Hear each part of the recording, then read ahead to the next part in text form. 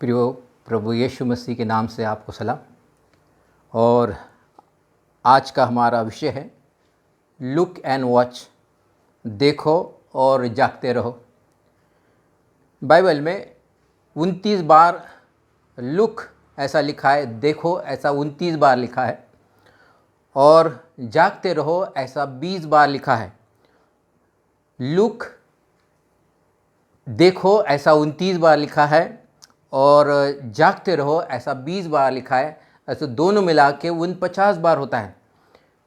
तो 29 बार जो लिखा है देखो और 20 बार जो लिखा है जागते रहो, हम ये 49 बार जो लिखा है उसको हम उसमें जो भी दिया है उसका सार हम 5 वचन के द्वारा बाइबल में से देखेंगे। सिर्फ 3 वचनों के द्वारा हम देखेंगे कि इसमें देखो का सार है, और 2 वचनों के द्वारा हम देखेंगे कि इसमें जागते रहो का सार है। तो ये 5 जो वचन हैं हमारे लिए पर्याप्त है कि देखो किस संदर्भ में लिखा गया है और जागो किस संदर्भ में लिखा गया है। तो हम सिर्फ 5 वचन में से देखेंगे और उसमें से 3 वचन देखो के संदर्भ में देखेंगे और 2 वचन जागते रहो के संदर्भ में देखेंगे। कई बार हमको देखो और जागते रहो हम कई बार पढ़ते रहते हैं और हमको समझ में नहीं आता देखो या जागते रहो या जागते रहो या देखो, एक समान ही लगता है। लेकिन यहाँ पर जो मकसद जो है परमेश्वर के वचन के द्वारा जो हम मकसद है वो आज हम जानने की कोशिश करेंगे। तो पहली बार हम देखेंगे कि देखो, यशायाह की पुस्तक उसका 45वां अध्याय उसका दूसरे वचन में ऐसे लिखा है कि पृथ्वी के दूर दूर के लोगों मेरे तरफ देखो और उद्धार को पाओ। यहाँ पर परमेश्वर का वचन कहता है कि हे पृथ्वी के दूर दूर के लोगों मेरे तरफ देखो और उद्धार को पाओ। इसका मतलब यही नहीं होता है कि सिर्फ देखो, प्रभु यीशु मसीह की तरफ देखो। इसका मतलब यह होता है कि प्रभु यीशु मसीह की तरफ भी देखना है और उस पर भरोसा भी करना है कि वो आया ताकि हम जीवन पाए और बहुतायत का जीवन पाए। ये प्रभु यीशु मसीह का मकसद है। और प्रभु यीशु मसीह इसलिए आया कि जो खोए हुए भेड़ है और जिनका उद्धार नहीं हो उनका उद्धार होने के लिए प्रभु यीशु मसीह आया है और हमको प्रभु यीशु मसीह की तरफ देखने की आवश्यकता है। लेकिन यहाँ पे लिखा है कि देखो और उद्धार पाओ। सिर्फ देखना ही इसका मकसद नहीं है, इसका मतलब है उस पर भरोसा करो। हमको परमेश्वर के वचन पे जो उसमें लिखा है उसमें भरोसा करने की आवश्यकता है। बाइबल ऐसा कहते हैं कि आसमान के नीचे और धरती के ऊपर प्रभु यीशु मसीह के नाम के सिवा और कोई नाम नहीं जिसके द्वारा हमको उद्धार मिल सकता है। इस वचन पे हमको भरोसा करने की आवश्यकता है। और यहाँ पर ऐसा ही लिखा है कि पृथ्वी के दूर दूर के लोग मेरे तरफ देखो और उद्धार को पाओ। हमको देखना इसका मतलब परमेश्वर के वचन पे भरोसा रखने की आवश्यकता है, प्रभु यीशु मसीह पे भरोसा रखने की आवश्यकता है। हमको देख कर नहीं लेकिन हमको विश्वास से चलने की आवश्यकता है, ऐसा यहाँ पर परमेश्वर का वचन कहता है।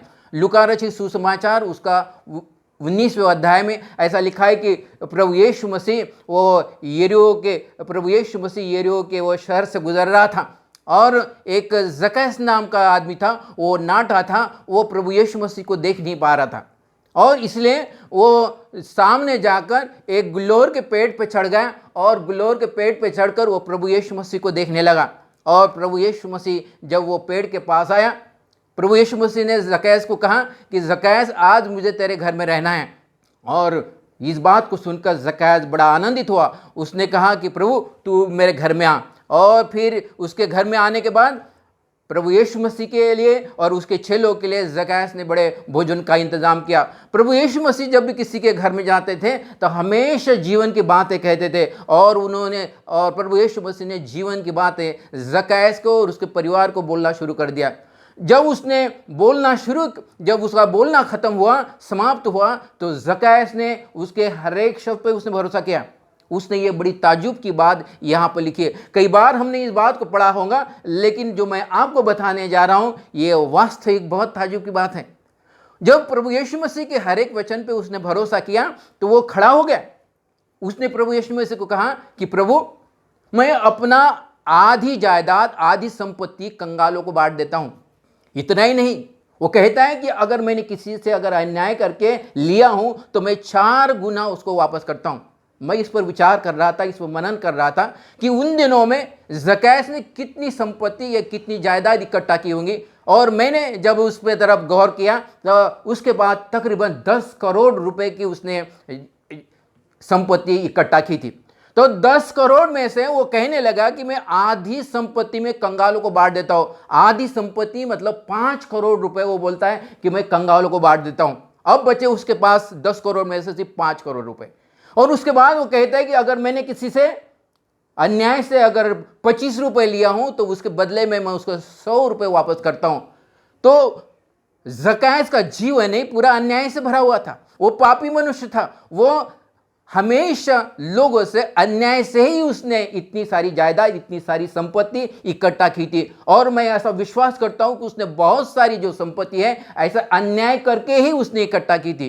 तो फिर उसके अगर 4 गुना अगर कर दिए तो तकरीबन 4 करोड़ हो जाते। मैं इस पर प्रयोग मनन कर रहा था, मैं ऐसा विचार कर रहा था। ये बातें पवित्र आत्मा ने मेरे मन में डाली कि 4 करोड़ उसने कहा कि मैं वो जिनको मैंने अन्याय से लिया उनको वापस कर देता हूं। अभी 5 करोड़ और 4 करोड़ से 9 करोड़ हो गए। मतलब 10 करोड़ में से अभी वो 9 करोड़ देता है और अभी उसके पास 1 करोड़ बचा है, सिर्फ 1 करोड़ बचा है। हम सोच सकते हैं कि जब उसने प्रभु यीशु मसीह के वचन पर भरोसा किया तो वो कितनी जोखिम उसने उठाए, कितना उसने रिस्पॉन्स, कितना डेयरिंग, कितना बोल्डनेस के द्वारा अपना कदम उठाया। वो कहता है कि मैं 10 करोड़ में से 9 करोड़ रुपए दे देता हूं। जब उसने ऐसा कहा, जब उसने प्रभु यीशु मसीह के हर एक वचन पर भरोसा किया तो प्रभु यीशु मसीह ने यहाँ पर बड़े अद्भुतपूर्ण शब्द वहां पर बताए। वो अद्भुतपूर्ण शब्द क्या है? वो कहता है कि आज इस घराने में उद्धार आया है। आज इस घराने में उद्धार आया, इसका मतलब है कि ज़कैस नहीं, ज़कैस के साथ जितने भी लोग वहां पर इकट्ठे हुए थे, जितने भी उसके रिश्तेदार वहां पर इकट्ठे हुए थे, सभी के लिए उद्धार आ गया है। और उसके लिए मैंने उद्धार की मैंने घोषणा की है, ऐसा प्रभु यीशु मसीह कहता है। यहां पर ज़कैस ने प्रभु यीशु मसीह को देखा, उसमें उसके हर एक वचन पे भरोसा किया और हर एक वचन पे भरोसा करने के द्वारा उसने अपने जोखिम की बारी, वह तो विश्वास की बात कही। हमको परमेश्वर के हर एक वचन पे भरोसा करने की आवश्यकता है। जैसे ज़कैस ने प्रभु यीशु मसीह के हर एक शब्द पे उसने भरोसा किया और इतनी बड़ी उसने जोखिम ली। ऐसा आज के दिनों में अगर किसी को कहें कि आपके पास 10 करोड़ है और आप 9 करोड़ रुपए दे दो और आपका उद्धार हो जाएगा, तो कोई भी तैयार नहीं होगा। लेकिन यहां पर ऐसा लिखा है कि 10 करोड़ में से ज़कैस 9 करोड़ देने के लिए तैयार हो गया। और वो और प्रभु यीशु मसीह ने कहा कि आज इस घर में उद्धार आ गया। तो लुक यहां पर लिखा है कि देखो और उद्धार को पाओ। देखो मतलब परमेश्वर के वचन पे भरोसा करो और उद्धार को पाओ। उद्धार में बहुत बड़े बड़े पैकेजेस है। उद्धार में हमारे लिए संपन्नता है, उद्धार में हमारे लिए शांति है, उद्धार में हमारे लिए आनंद है, उद्धार में हमारे लिए चंगाई है, उद्धार में हमारे पारिवारिक आशीष है। हम परमेश्वर के वचन पे जब भरोसा करते हैं तो ये सब बातें ये सैल्वेशन के पैकेज में आता है। ये सैल्वेशन का पैकेज हमारा बड़ा है, इसमें हमारा अनंत काल का जीवन भी आता है। तो यहाँ पर यशायाह की पुस्तक उसका 45वां अध्याय उसे दूसरे वचन में ही ऐसा लिखा है कि संसार के दूर दूर के लोगों मेरे पास आओ, मेरे तरफ देखो और उद्धार को पाओ। ये पहला मकसद या पहला हेतु या पहला उद्देश्य है। देखो ये शब्द का। दूसरा, यूहन्ना रचित सुसमाचार उसका 4वां अध्याय उसका 29वें वचन में प्रभु यीशु मसीह एक गांव के बाहर बैठा था, एक कुएं के पास बैठा था क्योंकि उसको प्यास लगी थी और भूख भी लगी थी। और उसके जो चेले जो है और भोजन के लिए और पानी लाने के लिए गांव में गए थे। उतने में एक सामरी स्त्री आती है और सामरी स्त्री प्रभु यीशु मसीह से बातचीत करती है। बातचीत के दरमियान प्रभु यीशु मसीह उस सामरी स्त्री को हर चीज़ को बताता है कि जो उसने जीवन में की, और उसने उसे हर एक शब्द पे प्रभु यीशु मसीह के शब्द पे भरोसा की। उसके बाद वो अपना बर्तन, अपना मटका वहाँ पर ही छोड़ दी, क्योंकि प्रभु यीशु मसीह ने कहा कि तू जो मुझे जल देंगी तो कोई भी प्यासा होगा, लेकिन मैं तुझे जो जल दूंगा वो पीकर तू कभी भी प्यासे नहीं होगी।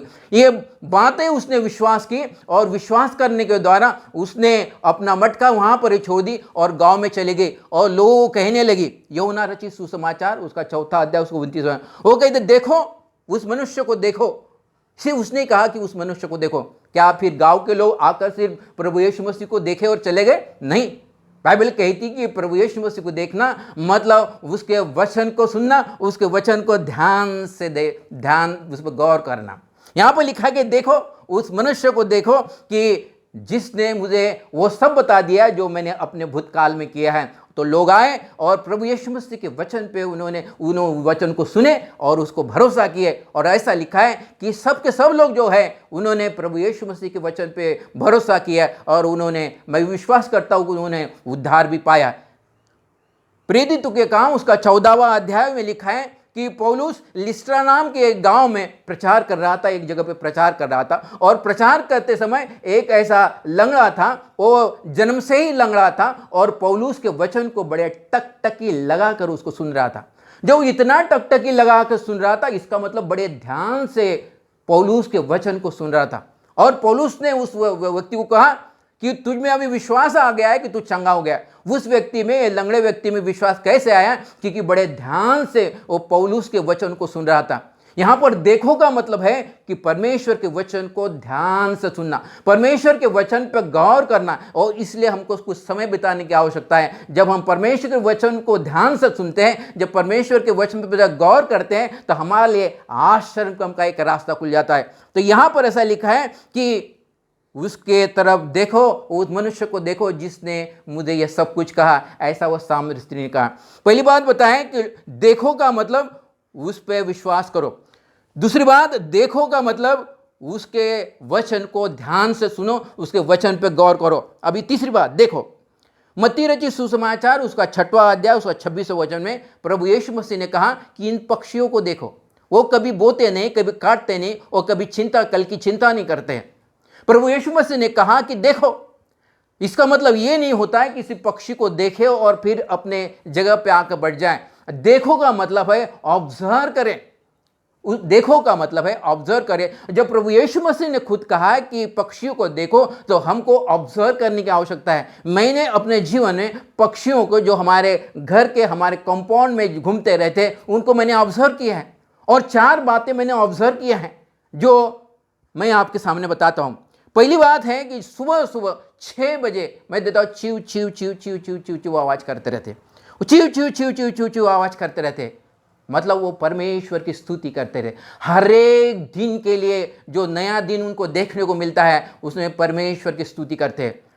विलाप गीत उसका 3रा अध्याय उसका 22 और 23 में लिखा है कि ये उसका माँ करुणा का फल है कि हम जीवित पाए गए हैं और उसकी करुणा प्रतिभोर नहीं हो जाती है। तो उसके माँ करुणा का फल है कि वो पक्षी कहता है कि मैं आज जीवित हूँ। उसके माँ करुणा का फल है कि उसकी करुणा मेरे जीवन में नहीं हो रही, नहीं हो जाती है। हमारे जीवन में भी परमेश्वर की करुणा हर रोज नहीं हो जाती है। आज अगर हम जीवित हैं, इसका एक ही कारण है, उसके महाकरुणा का फल है। और इसलिए कि वो पक्षी सुबह सुबह उठने की चिव चिव चिव चिव चिव करते रहे, चिव चिव चिव चिव करना, इसका मतलब परमेश्वर की स्तुति करना कि तूने मुझे बचाए रखा है, ये तेरा महाकरुणा का फल है। ये तेरी प्रतिभोर, तेरी करुणा मेरे लिए नहीं हो जाती है, हमारे लिए भी नहीं हो जाती है। और इसलिए हमको परमेश्वर की स्तुति करने की आवश्यकता है। प्रभु यीशु मसीह ने कहा कि पक्षी की तरफ देखो। देखो मतलब वास्तविक हमको ऑब्जर्व करने की आवश्यकता है कि उनका जीवन कैसा है। और सुबह सुबह वो चिव चिव करके ये परमेश्वर की स्तुति करते रहते हैं। हमको भी परमेश्वर की स्तुति करना है। जब भी हम परमेश्वर की स्तुति करते हैं तो वो हमारे स्तुति रूपी सिंहासन पर विराजमान होता है। और जब परमेश्वर हमारे स्तुति रूपी सिंहासन पर विराजमान होता है तो फिर वहाँ पर आनंद की भरपूरी भी है। ये पहली बात जो मैंने ऑब्जर्व किया है कि सुबह सुबह चिव चिव चिव करते रहते हैं। और दूसरी बात, मेरा बेटा हमेशा कहता है कि अपने यहाँ पक्षी आते रहते हैं और ये बोल में पानी भर के रखा करो। तो मैं बोल में पानी, मेरी पत्नी बोल में पानी भर के रखती रही। और जब मैं देखा हूँ कि जब बोल में पानी भरते हैं, वो चिड़िया आती है, एक घूंट पीती है और ऊपर देखती है, एक घूंट पीती है और ऊपर देखती है। हर एक घूंट के लिए परमेश्वर को धन्यवाद देती है। हर एक घूंट के लिए परमेश्वर को धन्यवाद देती है। हमको चाहिए कि हम हर एक बात के लिए हम परमेश्वर को धन्यवाद दें। हर एक बात के लिए हम परमेश्वर को धन्यवाद दें, क्योंकि हम परमेश्वर को जब धन्यवाद देते हैं तो हमारे लिए एक आश्चर्यकम परमेश्वर हमारे लिए खोलता है। एक हमारे लिए बहुत बड़ी बातें, आशीष की बातें हमारे लिए खोलता है। वो एक घूंट के लिए परमेश्वर का धन्यवाद देता है, वो पक्षी देता है। प्रियो, मैंने हमारे यहाँ कुछ मैगजीन्स आते थे, क्रिश्चियन मैगजीन आते थे, उसमें बहुत सारी कहानी भी लिखी थी। एक बार मैं क्रिश्चियन मैगजीन में पढ़ रहा था कि वो क्रिश्चियन मैगजीन में ऐसा लिखा था, एक जवान ने अपनी वहाँ पर टेस्टिमनी दी, अपनी गवाही दी कि वो एक जगह पे उनके ऐसे जगह पे उनको लड़ाई के लिए भेजा गया, मरुस्थल की जगह थी, जंगल की जगह थी, वहाँ पर उनको भेजा गया और वहाँ पर शत्रु के साथ वो लड़ाई करने लगे। और लेकिन हुआ ऐसा कि वहाँ पर इतना लड़ाई होने लगी कि उनके पास खाने के लिए 2-3 दिन तक हेलीकॉप्टर नहीं पहुँचा। लेकिन हुआ ऐसा कि 3 दिन के बाद वहाँ पर खाना लेकर हेलीकॉप्टर पहुँचा और वो हेलीकॉप्टर ने फूड के पैकेट्स नीचे पटक देने के बाद जैसे ये लोग तो भूखे थे और जैसे फूड पैकेट नीचे गिरे, सब लोग खाना शुरू कर दे। लेकिन ये जवान ने क्या किया, उसने वो फूड पैकेट लिया और फूड पैकेट लेकर थोड़ा सा दूर पे गया। उसको लगा कि मैं अपने दोस्तों को डिस्टर्ब नहीं करना चाहता हूँ, वो भूखे हैं और मैं उनको डिस्टर्ब नहीं करना चाहता हूँ, और थोड़ा सा दूर जाकर उसको घुटने के बल पे आया और परमेश्वर को उसने धन्यवाद दिया कि प्रभु, मैं तेरा धन्यवाद देता हूँ कि तूने आज मुझे मेरे लिए भोजन का इंतजाम किया है, मैं तेरा धन्यवाद देता हूँ। जब वो ऐसे धन्यवाद की बात कर ही रहा था तो शत्रु ने देख लिया, और जो कैंप जो था, जिस जगह पे बाकी जो उसके साथीदार खाना खा रहे थे, वहाँ पर शत्रु ने बम पटक दिया और ये सिर्फ अकेला बच गया। ये अकेला इसलिए बच गया कि वो हमेशा अपने जीवन में परमेश्वर को धन्यवाद देता था, और उस दिन में जब खाना आया तो उसने एकदम खाना चालू नहीं कर दिया, लेकिन वो थोड़ा सा दूर गया ताकि परमेश्वर को धन्यवाद दे सके। जब वो परमेश्वर को धन्यवाद देने गया था तो यहाँ पर बाकी लोगों के ऊपर बम किसी ने पटका तो सबके सब मर गए, सिर्फ अकेला जवान वहाँ पर बच गया। प्रियो, हमको ये पक्षी के समान हर छोटी छोटी बात के लिए परमेश्वर का धन्यवाद देने की आवश्यकता है। कोई ने मेरे व्हाट्सएप पर भी मैसेज भेजा है कि किसी इटली में कोई एक व्यक्ति है और उसको 93 साल का है, उसको कोरोना हुआ और कोरोना के लिए उसको एक दिन में वेंटिलेटर में रखा गया, और एक वेंटिलेटर में रखने के लिए उससे $5000 मांगे गए। और जब उन्होंने $5000 वेंटिलेटर से मांगे तो वो रोने लगा।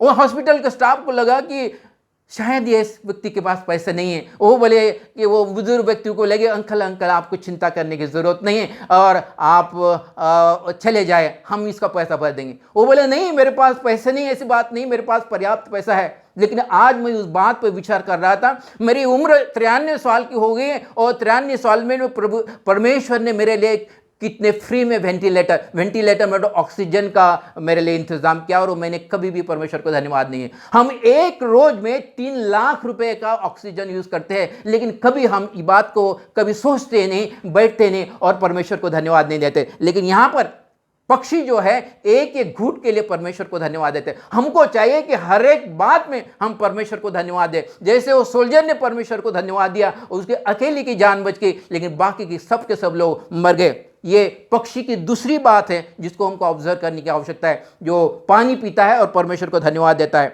तीसरी बात, हमारे घर में ही एक प्लांट है और बेल है, और बेल पे और पक्षी ने अपना नेस्ट बनाया, घोंसला बनाया। इतनी मेहनत से उसने बनाया, इतना खूबसूरत रीति से उसने अपने घर को संवारा है। हमको भी अपने घर को संवारने की आवश्यकता है, मेहनत करके, क्योंकि जब हम मेहनत करते हैं तो परमेश्वर हमारे हाथों को कामों को आशीषित करता है। कई बार हमको लगता है कि परमेश्वर ने हमको धनी बनाया है, वो गरीब इसलिए बना ताकि हम धनी बने। ऐसा मतलब ये नहीं कि हम हाथ पे हाथ रखकर बैठे रहे, इसका मतलब ये नहीं कि हम चुपचाप बैठे रहे। हमको मेहनत करने की आवश्यकता है। परमेश्वर ने आदम को एदन के बगीचा में कहा था कि तुझे सब फलों को खाना इजाजत है, लेकिन तुझे ये पूरे बगीचे की देखभाल भी करना है। हमको मेहनत करने की आवश्यकता है जैसे वो पक्षी करते। और चौथी बात, जब वो पक्षी के जो बच्चे जो है अंडे में से निकलते हैं तो पक्षी जाते, मेल और फीमेल जाते हैं और बच्चे के लिए ऐसा दाना नहीं लेके आते। कोई गेहूं का दाना, कोई जवारी का दाना, कोई सोयाबीन का दाना नहीं लेके आते, लेकिन उसके लिए छोटे छोटे इंसेक्ट लेके आते जिसमें प्रोटीन रहता है। मतलब वो अपने बच्चों को सॉलिड फूड खिलाते हैं ताकि उसकी ग्रोथ हो। हमको भी अपने जीवन में सॉलिड फूड खाने की आवश्यकता है। जब हम सॉलिड फूड को खाते हैं, ठोस आहार को खाते हैं, तो फिर हमारा जीवन में हमेशा कमिटमेंट आ जाता है। हमको दरअसल सॉलिड फूड खाने की आवश्यकता है, और पक्षी वैसे ही करता है। वो बच्चे को शुरुआत से सॉलिड फूड को खिलाता है ताकि वो बच्चे की ग्रोथ हो। हमको भी स्पिरिचुअल ग्रोथ होने की आवश्यकता है, सॉलिड फूड खाने की आवश्यकता है। और हमने सॉलिड फूड खाया कि नहीं खाया, इसका एक प्रमाण है। हमारे जीवन से हमेशा कमिटमेंट या फिर जिसको बोलते हैं कमिटमेंट दिखाई देता है। प्रिय 4 बातें यहाँ पर पक्षियों के जीवन में मिलेगी। और प्रभु यीशु मसीह कहता है देखो, पक्षियों की तरफ देखो, मतलब हमको पक्षियों की तरफ पक्षियों का जीवन ऑब्जर्व करने की आवश्यकता है। मैंने 3 बातें बताए हैं। देखो का पहला मतलब है प्रभु यीशु मसीह के वचन पे, परमेश्वर के वचन पे भरोसा करो। देखो का मतलब है कि उसके वचन को ध्यान से सुनो, उस पर गौर करो। और देखो का मतलब है पक्षियों के जीवन को ऑब्जर्व करो और उसके ऑब्जर्व करने के द्वारा अपने लिए कुछ सीखो। अभी हम देखेंगे जागते रहो। मत्ती रचित सुसमाचार उसका 26वां अध्याय उसका 41 वचन में लिखा है, प्रभु यीशु मसीह अपने चेलों को कहता है, जिस रात्रि प्रभु यीशु मसीह को पकड़वाया गया उसी रात्रि की बात है, और प्रभु यीशु मसीह प्रार्थना करने गया था और तब वो उसके चेले सो रहे थे और अपने चेलों को कहने लगा कि जागते रहो और प्रार्थना करो ताकि परीक्षा में न पड़ो। जागते रहो का मतलब है सतर्क रहे। हम हमेशा सतर्क रहे, हमेशा सतर्क रहे और प्रार्थना करते रहें। जब भी हम प्रार्थना करते रहते हम सबके लिए प्रार्थना करें। हम अपनी भाषा में भी प्रार्थना करें और अन्य भाषा में प्रार्थना करें। एक बार जब मैं प्रार्थना कर रहा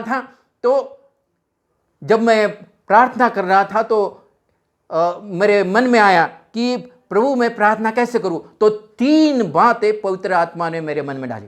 3 बातें जब मैं प्रार्थना करना, सुबह के समय जब मैं प्रार्थना कर रहा था, ये 3 बातें पवित्र आत्मा ने मेरे मन में डाली। पहली बात है कि जब भी हम प्रार्थना करते हैं ज़्यादा से ज़्यादा हम अनन्य भाषा में बात करें, क्योंकि अनन्य भाषा में प्रार्थना करना ये सिद्ध प्रार्थना होती है। मैं तो असिद्ध हूं, हम सभी के सभी लोग असिद्ध है, कोई भी सिद्ध नहीं है, लेकिन असिद्ध व्यक्ति हमेशा सिद्ध प्रार्थना कर सकता है अगर वो अनन्य भाषा में प्रार्थना करता है। मतलब अनन्य भाषा में प्रार्थना करना ये सिद्ध प्रार्थना होती है और हमेशा हम ये अनन्य भाषा से ज़्यादा प्रार्थना करें। ये पहली बात है, सतर्क रहे और प्रार्थना करें। दूसरी बात, एक बार मैं सुबह 3 बजे उठ गया और मुझे नींद नहीं आई। एक बार मैं 3 बजे उठ गया और मुझे नींद नहीं आया तो मैं सोने की कोशिश किया, लेकिन तब मैंने किसी परमेश्वर के दास को उसके वचन को याद रखा कि जब ऐसे समय में हमको नींद नहीं आती तो हमको प्रार्थना करनी चाहिए। जब हम घुटने के बल पे आकर हम प्रार्थना करने लगते हैं तो हमको नींद आती है। मैंने वैसा ही किया, मैं अपने घुटने के बल पे आया और प्रार्थना किया, और प्रार्थना करके कब मैं सो गया मुझे पता ही नहीं चला। मतलब हमको अगर नींद नहीं आती है और फिर हमको अगर उसका सोल्यूशन है तो इससे उम्दा सोल्यूशन कहीं पर भी नहीं मिलेगा। जब भी हमको नींद नहीं आती है तो हम प्रार्थना करना शुरू कर दें, और जब हम प्रार्थना शुरू कर देते अपने आप हमको नींद आ जाती है, क्योंकि ये नींद का ये बहुत बड़ा अच्छा टॉनिक है। तीसरी बात, हम हमेशा परमेश्वर को धन्यवाद देते रहे। जब भी सुबह हुई हम परमेश्वर को धन्यवाद दें। और प्रभु यीशु मसीह यहाँ पे कह रहा है जागते रहो, सतर्क रहो, हमेशा अनन्य भाषा में प्रार्थना करो, हमेशा लोगों के लिए प्रार्थना करो, अपने मिनिस्टर के लिए प्रार्थना करो, प्रधानमंत्री के लिए प्रार्थना करो, राष्ट्रपति के लिए प्रार्थना करो, इंडिया के लिए प्रार्थना करो, इजराइल के लिए प्रार्थना करो, अमेरिका के लिए प्रार्थना करो, संपूर्ण लोगों के लिए हम प्रार्थना करें। विशेष करके जब ये कठिन समय चल रहा है हम प्रार्थना करें कि प्रभु हमारे शहर से ही नहीं, हमारे महाराष्ट्र राज्य से नहीं, हमारे इंडिया से नहीं, लेकिन दुनिया भर से जो कोरोना वायरस जो है वो उसको तो प्रभु डिस्ट्रॉय कर दे। जब हम प्रार्थना करते हैं तो परमेश्वर हमारी प्रार्थना को सुनता है। तो इसलिए हम सतर्क रहें, क्योंकि ये समय है हमको सतर्क रहने की आवश्यकता है। और सतर्क रहना इसका मतलब प्रार्थना भी उसके साथ जुड़ा है और हमेशा हम प्रार्थना करते रहे। ये पहली बात है मत्ती रचित सुसमाचार उसका 26वां अध्याय से 41वां वचन। दूसरी बात, मत्ती रचित सुसमाचार उसका 24वां 42 वचन में लगा जागते रहो। प्रभु यीशु मसीह कहता है कि जागते रहो, क्योंकि तुम नहीं जानते कि तुम्हारा स्वामी कब आएगा। यहां पर रैप्चर की बात कही गई। रैप्चर मतलब जब प्रभु यीशु मसीह आएगा, बादलों पे आएगा, जो सोए हैं वो लोग महिमामय शरीर को धारण करेंगे, प्रभु यीशु मसीह के साथ उठा लिए जाएंगे। लेकिन जो जीवित हैं वो लोग भी महिमामय शरीर को धारण करेंगे और प्रभु यीशु मसीह के साथ उठा लिए जाएंगे। यहां पे लिखा है कि जागते रहो। जागते रहो मतलब तैयार रहो। हमको तैयार रहने की आवश्यकता है। हाँ, इतना ही नहीं, लेकिन हम आजू बाजू के लोगों को भी बताएं कि प्रभु यीशु मसीह आने वाला है। आजू बाजू के लोगों को भी बताएं कि आसमान के नीचे और धरती के ऊपर प्रभु यीशु मसीह के सिवा और कोई नाम नहीं। हमको उस लोगों को कन्विंस करने की आवश्यकता नहीं कि आप प्रभु यीशु मसीह पे विश्वास करो, आप प्रभु यीशु मसीह पे विश्वास करो, वो बादलों पे आने वाला, ये कन्विंस करने की आवश्यकता नहीं। लेकिन हम हमेशा कहे कि ऐसा बाइबल में लिखा है कि जिनका उद्धार हुआ है वो लोग इस तरह उठा लिए जाएंगे, और ये सिर्फ प्रभु यीशु मसीह के द्वारा हो सकता है। ऐसी बातें हमेशा सीजन में, मतलब मौसम में, बेमौसम में लोगों को बताएं। प्रियो, मैंने आपके सामने आज 5 बातों को रखा है। देखो और जागते रहो। तो 3 बार जब देखो कहा है, देखो का मतलब है कि प्रभु यीशु मसीह के वचन को पर भरोसा करना। देखो का मतलब है प्रभु यीशु मसीह के वचन को सुनना और उस पर गौर करना। देखो का मतलब है पक्षियों के लाइफ को क्या करना है, पक्षियों के लाइफ को ऑब्जर्व करना है। जागते रहो का मतलब क्या है, जागते रहो का मतलब है प्रार्थना भी करना है, और प्रार्थना करते रहने मतलब हो सके तो हम अनन्य भाषा में प्रार्थना करें। एक परमेश्वर का दास कहता है जिसका नाम है रेनॉल्ड बांकी, वो कहता है क्या आप पवित्र आत्मा से बपतिस्मा हुआ है? लोग कहते नहीं, तो अगर नहीं है तो फिर आप पवित्र आत्मा से बपतिस्मा, क्योंकि आपने एक उम्दा तरीका आपको नहीं मालूम, सिद्ध तरीका आपको नहीं मालूम कि आप कैसी सिद्ध तरीके से प्रार्थना करें, क्योंकि यही सिद्ध तरीका है जो जिससे हम प्रार्थना कर सकते हैं। वो बोला है कि अपने लोगों को इतने बड़े भीड़ में कहा है कि आप अपने समय को न बिताएं, लेकिन पवित्र आत्मा से भर जाए और अनन्य भाषा में प्रार्थना करें, क्योंकि ये सिद्ध तरीका है प्रार्थना करने का, और ये हमको प्रार्थना करने की आवश्यकता है और हमेशा हमको धन्यवाद देने की आवश्यकता है। और दूसरी बात, ये रैप्चर की जो बात है, ये रैप्चर की बात है, इसका मतलब प्रभु यीशु मसीह का आना।